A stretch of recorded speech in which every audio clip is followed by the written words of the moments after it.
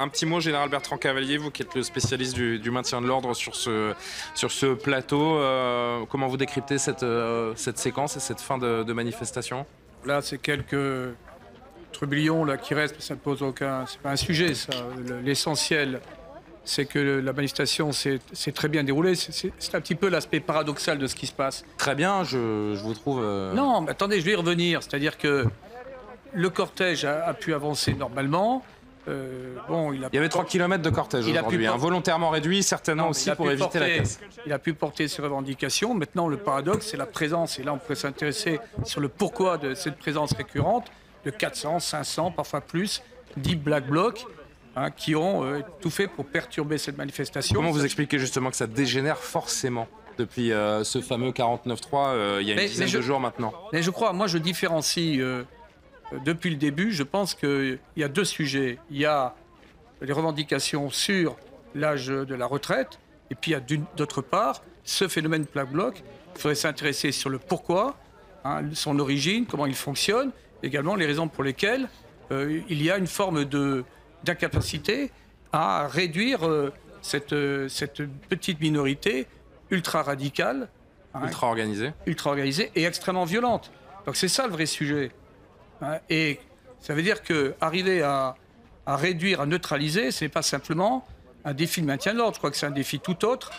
Quand vous avez une partie du monde politique qui justifie ce qui s'est passé à Sainte-Soline, quand il y a de telles ambiguïtés politiques, quand il y a peut-être une partie de l'opinion qui peut être un peu gagnée à la limite par un certain soutien à ce type d'action violente, tout ça, si vous voulez, se répercute, y compris sur... les pouvoirs publics qui n'osent pas, qui se sentent entravés.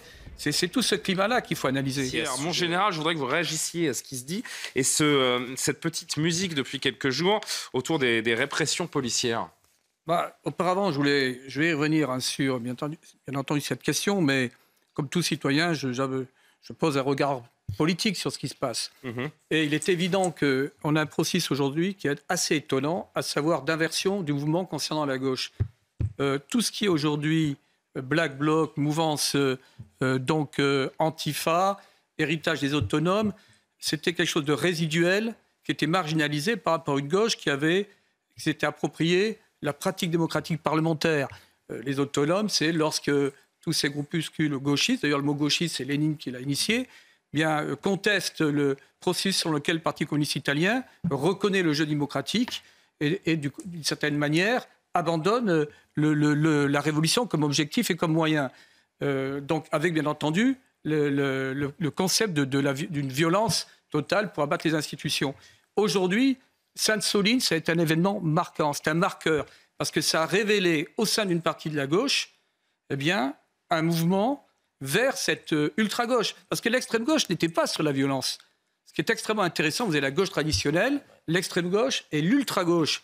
Aujourd'hui, vous avez des ténors de la mouvance politique que vous évoquiez qui, quand même, aujourd'hui, ont établi une passerelle avec l'ultra-gauche. Et c'est pour ça que je vous disais tout à l'heure que ces Black Blocs, là, on ne peut pas expliquer ce phénomène, on ne peut pas le régler simplement par le maintien de l'ordre. Derrière, il y a une question politique centrale. S'ils étaient totalement isolés, y compris dans ces arsenaux idéologiques que sont des universités de lettres, les instituts d'études politiques, où on fabrique toutes ces idées. Il y a une complaisance politique, médiatique. Ils viennent de Notre-Dame-des-Landes. Ça regroupe un peu, ça nous fait penser à ce qui s'était passé aux États-Unis avec Black Lives Matter. Il y a beaucoup de jeunes qui ont adopté, qui ont adhéré à ça, sur la question des violences policières. C'est un mouvement qu'on voit en Amérique du Nord qui est très populaire maintenant de plus en plus, en France également. Mais ça démontre également que dans un environnement qui est ultra médiatisé, chacun peut filmer, tout va très vite, il faut une exigence totale au niveau comportement.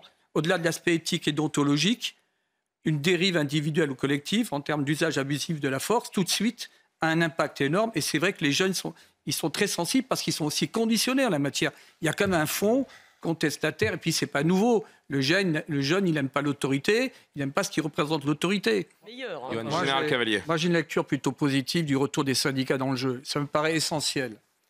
Essentiel parce que de toute façon, il y a quand même dans ce pays des motifs de mécontentement qui sont profonds.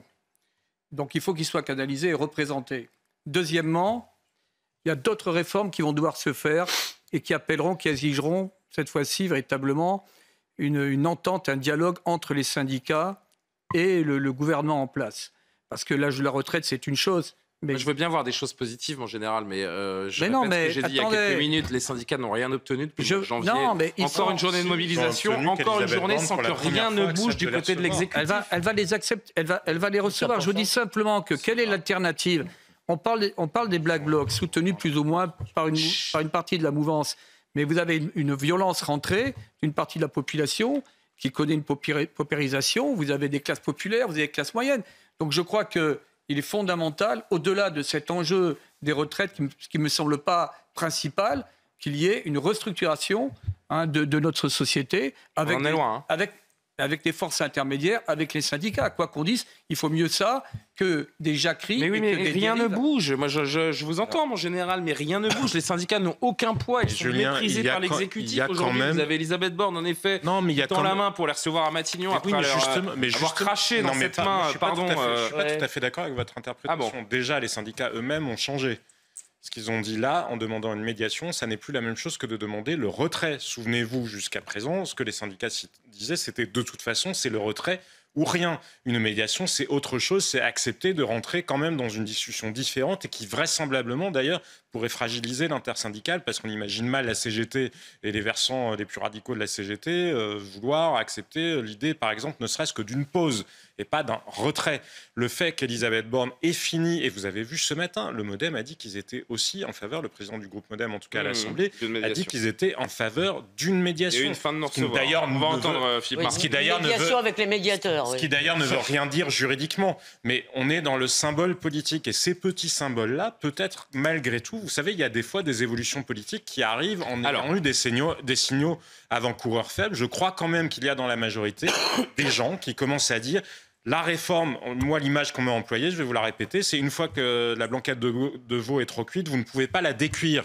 Et donc il y a des gens dans la majorité et au gouvernement qui considèrent que de toute façon, c'est perdu et que quoi qu'il en soit, même en s'obstinant, il n'y aura aucun bénéfice politique à l'application de cette réforme-là. Donc je vous dis peut-être qu'il y a une inflexion. Non, mais moi, je vais souvent en Suisse. C'est intéressant d'avoir le regard que porte... Déposer votre argent ? Non, retirez son argent. Maintenant, avec les banques suisses qui vont une Je plaisante, mon général. Non, c'est intéressant. C'est-à-dire que les Suisses, le référendum, une votation, comme ils disent, ils ont voté contre la 5e semaine de congé payé. Ils ont été contre le congé mat, la première fois qu'on leur a proposé le congé mat. On n'est pas en Suisse. Non, je dis simplement qu'un vrai projet politique, c'est que ça commence à dire la vérité. C'est-à-dire que les Français doivent travailler plus. En tout cas, ceux qui ne travaillent pas devraient commencer à travailler. Oui. Il y a un vrai problème d'inégalité devant le travail parce qu'il y a des Français qui ne travaillent pas ou qui ne travaillent pas assez. Le deuxième sujet... C'est quoi ? C'est l'assistanat qui est en cause ? Pardon ? C'est l'assistanat, le fameux assistanat dont on... Alors c'est autre chose. Il n'y a pas que l'assistanat. C'est plus complexe que ça. Sachant qu'également, le rapport au travail, qui n'est pas forcément vraiment partagé par toute une partie de la nouvelle génération. Il faut dire les choses telles qu'elles sont. Et puis, il y a aussi le problème des inégalités. C'est-à-dire que vous ne pouvez pas nier que dans ce pays, il y a certains messages qui passent très mal. Il y a une France qui souffre. Ah ben. Bon, moi, on la voit dans la rue. J'étais dans Picardie. Bon, c'est intéressant de voir cette France dite périphérique. Je reviens. Mais elle est réelle. Elle est réelle et elle est abandonnée. Donc c'est tout ça qu'il faut prendre en considération. Il n'y a pas que le président qui doit changer d'attitude. Il y a tout le monde qui doit changer d'attitude. Oui, enfin Emmanuel Macron, il incarne quand même cette réforme. Non, mais il incarne. Alors, on a coupé carrément. Moi, je trouve qu'il y a un accablement du politique depuis des années. Je reprends d'ailleurs ce que vous aviez dit une fois, où chacun est responsable. Bon, il y a cet immobilisme, on le retrouve à tous les niveaux. Si on lui a reproché une fois de ne pas avoir de vision, quelle est la vision des Français sur leur propre devenir aujourd'hui ? Bon, c'est une vraie question. Quelle est la vision qui se dégage dans les universités, dans les instituts d'études politiques ? Bon, c'est qu'il y a un pessimisme ambiant. Dans les facs de lettres, aucune. Non, parce qu'il y a quand même des gens, il y a des gens qui entreprennent, il y a encore des forces vives. Puis ça, il y a quand même, quand on parle quand même des hôpitaux, il y a des gens qui travaillent. Oui. Il y a des gens qui protègent. Il faut voir dans quelle atmosphère. Non, mais je dis que c'est un vrai sujet de savoir ce que l'on veut. Ce que l'on veut. Que les générales reviennent pour que les gens puissent travailler. C'est la voie de la raison, à travers le général Cavalier, évidemment, comme à chaque fois. Merci, mon général.